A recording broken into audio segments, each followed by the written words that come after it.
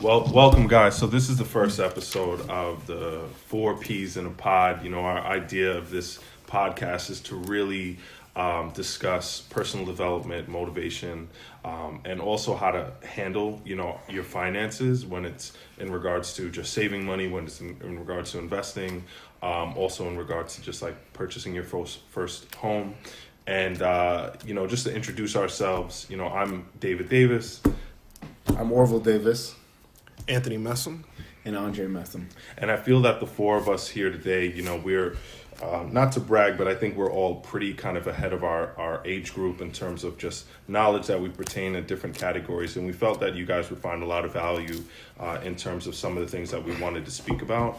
I thought it would be a good idea to just really get a background as to, all of us here in terms of like our careers, education, and just also just business endeavors that we all partake in. I mean, particularly with myself, I'm a financial advisor. I went to college, didn't really know what I wanted to do, pursued a liberal arts degree, and just kind of bumped into working at the bank and worked through the ranks and finally became an advisor. And I plan on doing this for a long period of time. And as far as investments that I've done, I just do your traditional, mutual fund investing and stock market investing. And, I'm looking to pursue also purchasing my first home. So I'm Orville Davis, and a little bit about my background is that I actually have a business degree, an associate's degree in business management, and I'm pursuing a major in global business management along with computer programming and a minor in Latin American studies. I personally view the world as a place where we could expand upon it. We don't have to stay, put in one nation. We could actually expand our resources and invest in different markets all around the world. So I pretty much have a decent background in as far as like business and investments. I currently own my own home that I just bought recently. That's one of the things that I'm, pursuing, as well as other entrepreneurial things that I'm working on as far as other businesses. Hey, this is Anthony Messam. I got my start in the aviation field. I've been fixing planes for 5 years. I'm also currently a teacher. I'm working on my master's. I got my undergrad in business management. And my investment field is real estate. I always knew that's what I wanted to do. My parents done it. And I bought my first house at 24, working on my second house right now. Well, I have second and third lined up. So hopefully I could close and seal the deal on those within the year. Primarily, it's seeing if I can get other people to invest their money and me just finding the deals and use that as flips, as the current and widely used term. For me, my personal capital that I have, the personal money that I use that to acquire homes and rent them out. So it's like a two-stage. So I kind of always have to think like ahead of the game and be on top of things. So that's that. Hey everyone, this is Andre Messam here, the youngest P in the pod, and I come to you with an undergraduate degree in accounting, and I come to the table wanting to learn a lot, and my mind is like a sponge, and just being around these guys with all their information, all the knowledge, all the experience that they have, I feel as if I've gained a lot from them. I look forward to sharing the struggles that I've been going through, the struggles that I've been going through, and share how I feel as if I can accomplish them, things that I have accomplished so far. So I just like to give you guys a new, vibrant, and young generation point of view. Awesome. So I thought, a good place to start in terms of our conversation today. I think that, at some point we're going to discuss, investment opportunities, real estate opportunities, and how to get involved in that. But really a foundation is really working. Like you need to get a job, right? And I think that there's also a very interesting conversation regarding the value of going through school and then getting a job, and also just getting a job and getting schooling throughout having a job. And I personally, I went through a position where, my particular role that I work in right now, that I plan to make a career, my college degree wasn't concentrated in that particular field. Again, growing up, and I don't know if a lot of people that are also, high school graduates go through this, but I didn't really know what I wanted to do. I didn't really have a direction. I knew I wanted to make money. I knew I wanted to be financially free. And I looked up a bunch of jobs that pay a lot of money, but none of them were truly something that I was passionate about. And, I found that I always kind of geared off course, and where I found success was really working for a company that, could be a Fortune 500 company or something like that, and really working through the ranks and making my money there.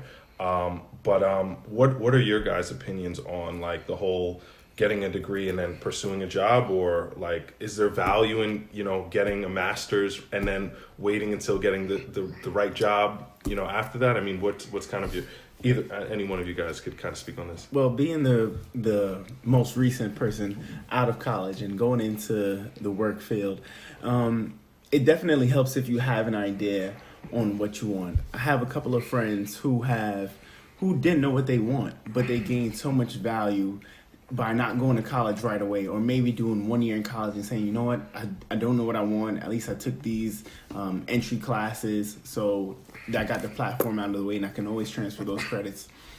And they traveled. They went to East Asia to experience that culture. They went to the West Coast. They went down south, and it allowed them to like really get a better understanding of something, to help them find themselves, to get a better understanding of what they want to do in life.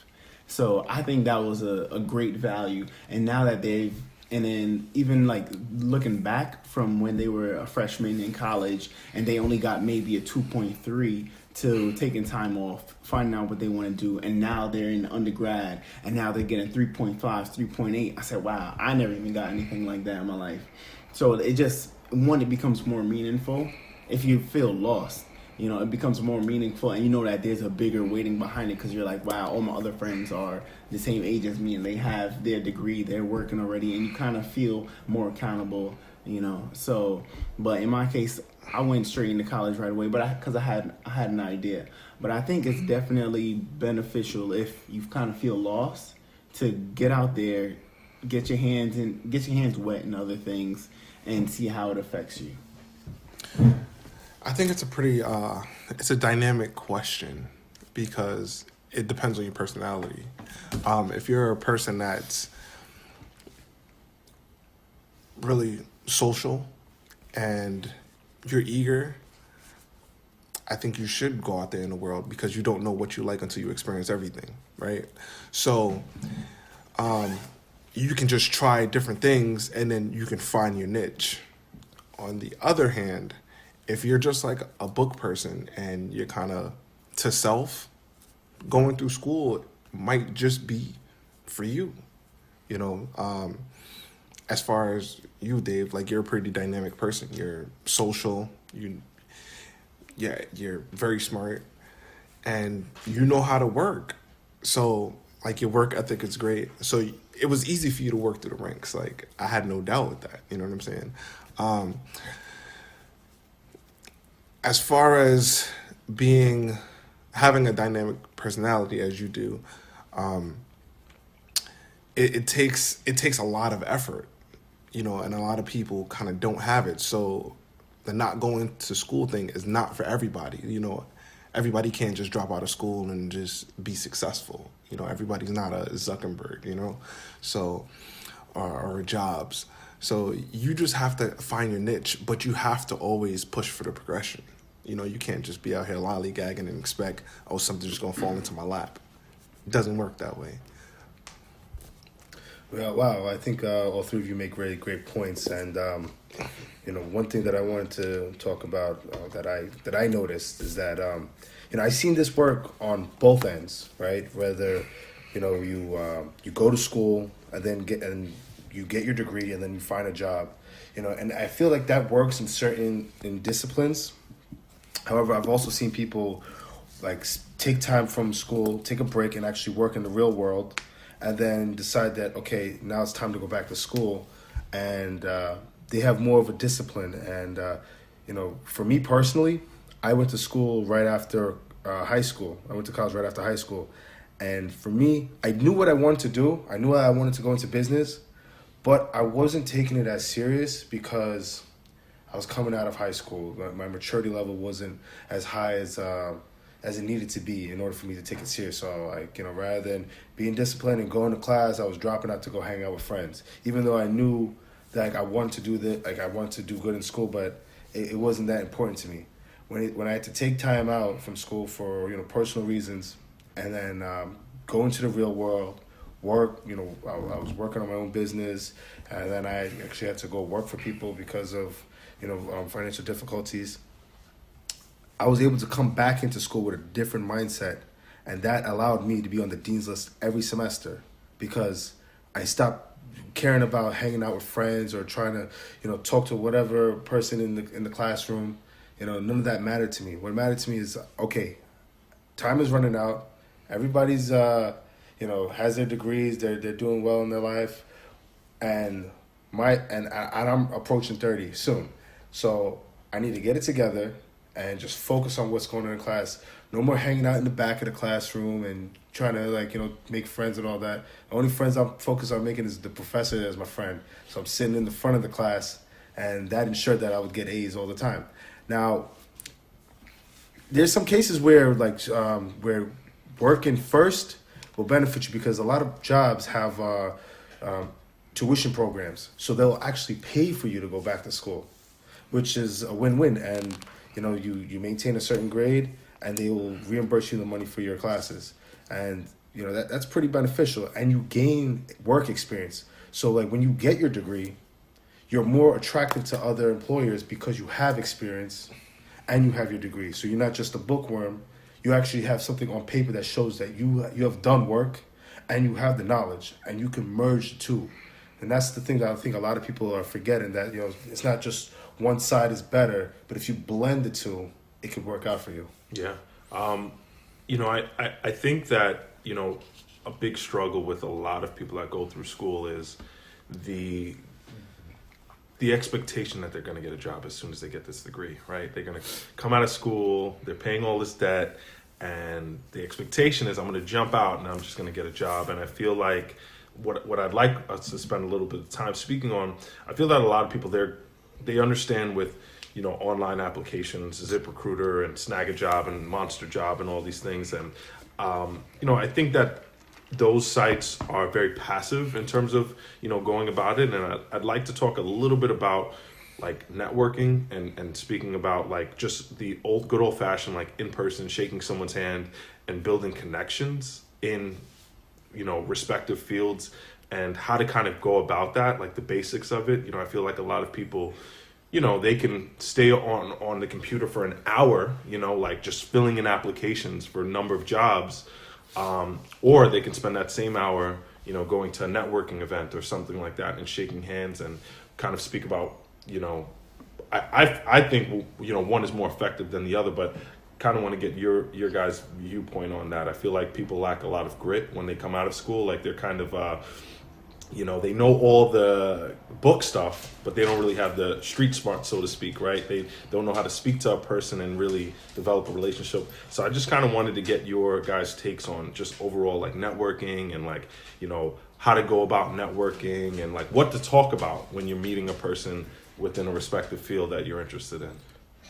Sure. So what I've noticed, I've actually had a lot of success when I would actually look for jobs. And, I had a situation where I had applied to about 25 jobs, and about 20 of them called me back for interviews. And then about 10 of them actually hired me. They wanted to hire me. They put in an offer for me. And I just had so much choices where I literally couldn't even decide who to pick. I had to literally put them all up on the wall and throw a dart at it. Well, not entirely. I mean, obviously you have to do a little more, due diligence. And, figure out which would work best for you as far as benefits and pay and joy of life, to see if this is going to be something fit for you to do. But as far as the process, what's really big is you want your resume to be good, and you want it to be look professional. You want it to be structured the right way, formatted the right way. Now that's only the tip of the iceberg, because when you hand your resume to someone, that sends a first impression, and they look at it to see if it's neat. They want to some want to see if you have a cover page or not, But that's just the first part. The main important part is your personality. They want to see that. They want to see that. Do I like this person? And statistics have shown that most people are hired based off of the vibe that someone gets from the person. Not so much on what their real experience is, or not so much as what's on the paper, but how that person is. Because you can have two people that come into for the same job, right?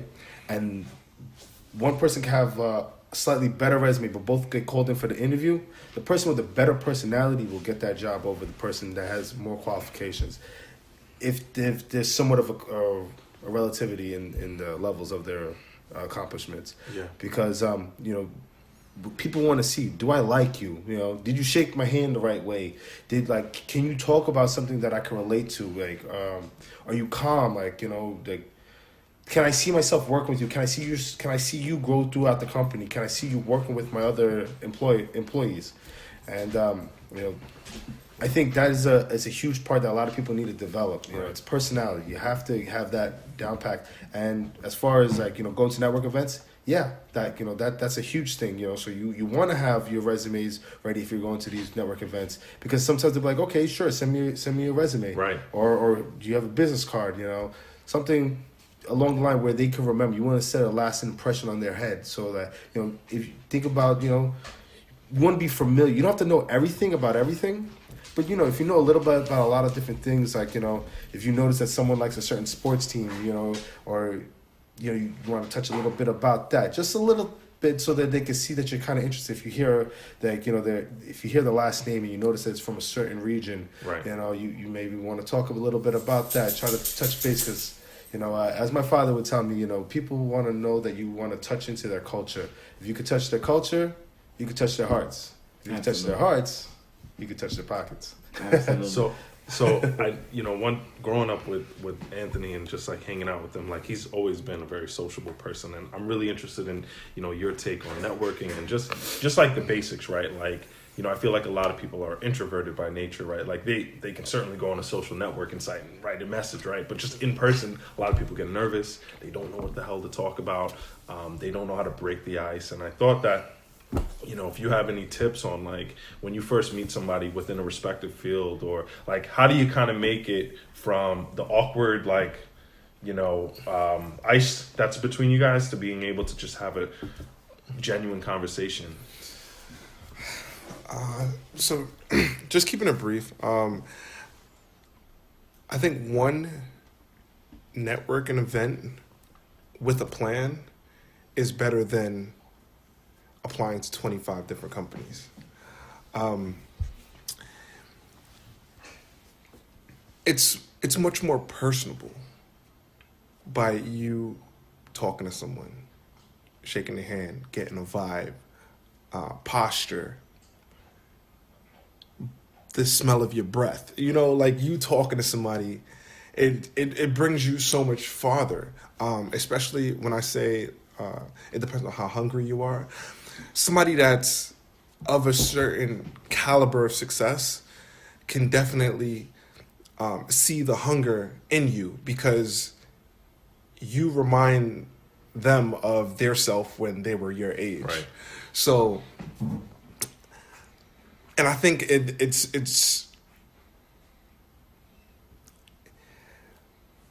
so much.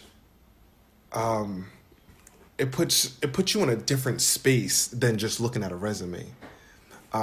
When they say, it's not what you know, it's who you know. Sure. Because you can develop or you can learn any job. Right. It's based on the experience. It's based on the training. Not that I know anything about banking, but if they hire me at an accounting firm, I can learn all of that. Right. So it's the whole personable aspect of it. The whole dress for success, the whole looking the part. The way I kind of break the ice is I come from a more comedic aspect where Right. I love to see people laugh. So Sure. that's my icebreaker. Right. You know, I'm not so much of the what do you call it? Sarcasm. Sure. I don't think that's humor. Right. But a lot of people do. And Right. if you kind of just break the ice with maybe like a little joke that you've seen from history that works, Sure. that's cool. Right. Compliments always work. You can Right. get your way through anywhere in life through flattery. Right. It never fails. So when you see me give compliments, I give minimum of 5 compliments every day. Right. When I go on the street, I'm giving minimum of 5 compliments. That's great. You don't know where that's a beautiful smile or that's a beautiful shirt, where that can take you. It's taken me pretty far. You know, like I've done okay. I'm nowhere close to where I want to be, but like I'm cooling. Right. So that's my perspective. That's my icebreaker, and it tends to work. You know, no matter how beautiful, no matter how quote unquote unattractive somebody may be, you have an external beauty and you have an internal beauty. So you just have to grasp that beauty that you're talking to of that person. So What about you, Dre? What's your take on this, man? As Orville Anthony has said, you know, I feel it's important to make connections with people, give people compliments. It's important to make people know that they're valued. It's something that I used to do all the time when I used to work at the grocery store at ShopRite. While I'm scanning people's groceries, if I could see maybe the license plates, or if I could see their key chain to see what car they have, or maybe if I heard an accent and I can hone in to where that accent is from, I would just randomly say, hey, are you from Scandinavia? Or if I would see a BMW. I remember one time I was walking to work and there was a BMW, I believe it was a E350 2008 model. And the lady happened to come to it was the only Mercedes in the parking lot. She came to my register. I was like, wow, I saw the keychain. I said, wow, you look like a BMW type of, in a Mercedes-Benz type of lady. I said, honestly, I wouldn't even be surprised if you had like an E350. She was like, what? Y'all really look like this. And she couldn't believe it. And I never told her that I saw the car in the parking lot before. But she's like, I had the same exact car. I have that model. And then ever since then, I stayed in contact with her. She always came to my line. She always asked how I was doing in school. She told me, oh, I'm going to get rid of it. I'm going to get an M4. I'm going to get a white pearl. I'm going to get the red interior. And then she said, then come to find out, she says, I have a skydiving ranch. Here, take my information down. If you ever want to come, let me know. Awesome. You know, and then I remember I had gotten to my car had got messed up, and then she's like, give me a call. I'll come pick you up. I'll drop you off if I was getting off work at ShopRite. She said, I'll drop you back at the university so you can go. So it's important to just find things that you can, connect with people on and give people compliments. Sure. Because people love to feel uplifted, you know, and just for people to know that they can connect with you. Right. And especially like Anthony said, when you're younger and you remind them of themselves when they were younger, people want to see that. And people genuinely do want to see other people win. I think in this day and age, people feel as if people just want to step on them. Yeah. But as long as you are being respectful, positive, you make someone feel like happy on Sure. the inside, people are more willing to work together and Yeah. say, you know, this person is genuine. You know, maybe we can do something together to make things work. Yeah, I feel succeed. like I watch a number of like motivational movies, and I felt like one that I took a page from, just in particular with like climbing up the corporate ladder, was in The Pursuit of Happiness. It's based on Chris Gardner, and long story short, he went through a financial struggle, and he one day saw a gentleman, driving a Ferrari. and he asked him, what do you do for a living? The guy ended up saying, I'm a stockbroker. And I feel like, anyone that's like possibly listening to this, like, you should be eager to ask people that you see that's in a position of success or a position of something that you would possibly be attracted to, right? A compliment, of course, but like, just that's a great way to open a dialogue. I feel people love to talk about themselves, right? Tell me, like, how did you do this? What made you so successful? What do you do for a living? People love to share that information and in a way kind of pay it forward. For me, when I was starting in banking, like, again, I had no idea what I wanted to do. I knew I just wanted to make money. Any opportunity I saw upper management visiting the branch, a lot of people would kind of steer away from them and be on their best behavior. I would go straight up to that person like, hey, I'm a new person here. What do you do? And how did you get to where you are? How can me get to where you are at this point in time, And they would walk me through what's involved, right? And making those connections and showing your interest, I think goes a long way. I think just to, wrap up, some takeaways that I kind of heard, from you guys is like, make a lot of compliments to people, right? Have a network of people, just go out, shake some hands. It's better to spend an hour with, meeting actual people than spending an hour putting 25 applications in online. And paying attention to those details, right? Like, what their last name is, a culture thing, what type of car they drive, whatever, role that you're in. And really, just, overall, just like, if you're taking the time, whether it's, at a grocery store that you're working or if it's in school, speak to your professor, speak to any point of contacts that you can make a relationship with, and try to deepen those relationships. Don't be so, caught up in your social circle where that's the only people you know. You always want to build knowledge and keep learning. Right. And, I hope you guys listening today found a lot of value from this podcast. We plan on, producing a lot more. And I feel like we could keep talking for like another hour or so. Well, I just want to add one last thing, as far as you said, stretching your network, it's been said that your network determines your net worth. So you always want to be expanding that. And I think a main thing that a lot of us that we all didn't cover is confidence. You want to have confidence within yourself, because how are you going to go up and speak to somebody if you don't have like any confidence to do so?